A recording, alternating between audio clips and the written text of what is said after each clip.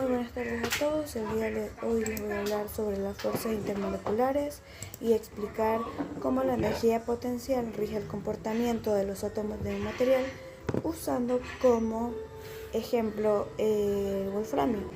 Gráfica de la curva potencial podemos observar cómo viene desde el infinito positivo del eje de las Y, se acerca al infinito negativo teniendo una pequeña curva y luego se va al infinito positivo en el eje de las X. En la curva potencial utilizamos la potencial de Lennard-Jones, en la que usamos la fórmula de BR, que es igual a 4E de sigma sobre R, todo esto a la doceava, menos sigma sobre R, todo esto a la sexta. En primer lugar vamos a ver sobre la curva potencial o la distancia, utilizando el modelo conocido como el potencial de Lennard-Jones. En esta curva, que modela la energía de interacción entre los átomos de wolframio y esta en función de la distancia que los separa, podemos ver dos zonas: la zona repulsiva, que se ubica en el eje de las Y, el resultado del término 1 sobre distancia todo al doceavo del potencial de Lennard-Jones. Esta ocurre a distancias muy cortas, cercanas a cero, donde si los átomos de wolframio se acercan demasiado, sus nubes electrónicas se superponen. Esta superposición genera una fuerza de repulsión electrostática, que quiere decir que las cargas son iguales, causando un aumento abrupto e infinito. Como podemos observar en esta gráfica, la oscilación continua de las partículas que se observan allí representan la vibración térmica de las partículas en el estado de equilibrio dinámico, ya sea en un sólido o en un líquido. Cuando las partículas se acercan al máximo, significa que existe una zona de repulsión, lo que se ve como las fuerzas repulsivas las devuelven al centro. Cuando se separan al máximo, significa zona de atracción, y se ve como las fuerzas atractivas las jalan de vuelta. La vibración alrededor de un punto, de este punto fijo, la distancia, que quiere decir que es la distancia promedio, es la manifestación física de que la fuerza neta es igual a cero. Esta superposición genera una fuerza de repulsión electrostática inmensa, es decir, que tiene cargas iguales, causando un aumento abrupto e infinito de la energía potencial del sistema. En segundo lugar tenemos la zona atractiva. Esta abarca la parte descendente de la curva, donde la energía potencial es negativa y tiende a cero. A distancias grandes, que se extiende hasta el infinito, la fuerza dominante es la atracción, regida por el término menos 1 sobre distancia a la sexta, que modela las débiles fuerzas de Van der Waals. La energía potencial es negativa, indicando esta estabilidad, pero disminuye gradualmente a medida que la distancia aumenta, hasta que finalmente, si los átomos están muy separados, dejan de interactuar. La vibración alrededor de este punto fijo, que quiere decir que es la distancia promedio, es la manifestación física de que la fuerza neta es igual a cero. Como segundo punto vamos a ver la deformación de las parejas, donde veremos el comportamiento de las partículas en una distancia de repulsión, de equilibrio y de atracción. En el modelo de Lennard-Jones se asume que los átomos esféricos actúan sobre ellos, causando una deformación virtual o una perturbación en las nubes electrónicas, lo que puede acercar o alejar los átomos. En primer punto vamos a ver la distancia de repulsión, la cual es muy corta. En estas, las esferas se tocan y se ven comprimidas o abultadas en el área del contacto. Y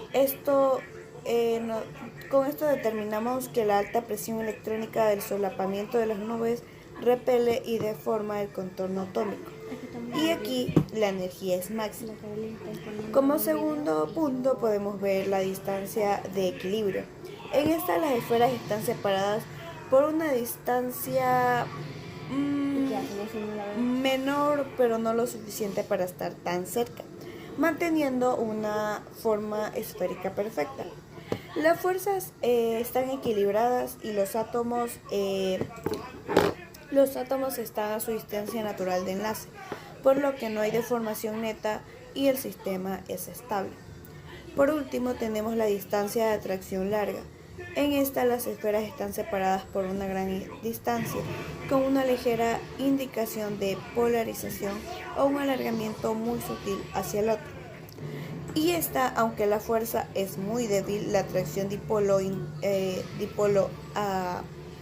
inducido, que lo explica la de Van der Waals, causa una polarización temporal o una muy ligera elongación de la nube electrónica de un átomo hacia el otro. Y lo que quiere decir que la energía es cercana a cero. Como tercer punto vamos a hablar sobre los cambios de fase de mi sistema de Wolframio. En este caso de la condensación, la solidificación y la sublimación del sistema de Wolframio. Estos se producen al manipular el balance energético entre las fuerzas de atracción, dada por el paso del potencial, y la energía cinética de los átomos, dada por la temperatura. El proceso clave es controlar si la energía cinética es lo suficientemente baja para que las fuerzas atractivas mantengan unidos los átomos, o si es tan alta que puede romper dicha fuerza. Como primer punto vamos a hablar sobre la condensación, que es cuando un gas pasa a ser líquido y ocurre al reducir las temperaturas del gas, disminuyendo la energía cinética. La energía cinética se reduce hasta que se vuelve comparable a la fuerza de la atracción, y en este punto los átomos no tienen suficiente energía para escapar de la atracción, lo que hace que se agrupen y formen el estado líquido. Como podemos ver en esta imagen de aquí, el líquido tiene partículas mucho más juntas que las de un gas. Luego pasamos a la solidificación, donde un líquido pasa a sólido. Esta requiere reducir aún más la temperatura del líquido. La energía cinética disminuye hasta el punto en el que las fuerzas de atracción dominan completamente. Esta dominancia hace que los átomos pierdan la libertad de movimiento y se fijen rígidamente en las posiciones de mínima energía de la red cristalina a la distancia exacta de equilibrio, que es igual a cero. Como podemos ver en esta imagen, también vemos en los sólidos que ya son partículas que ya no tienen movimiento, por lo tanto son mucho más ordenadas y están mucho más juntas. Luego, por último, tenemos la sublimación, en la que un sólido pasa a un gas.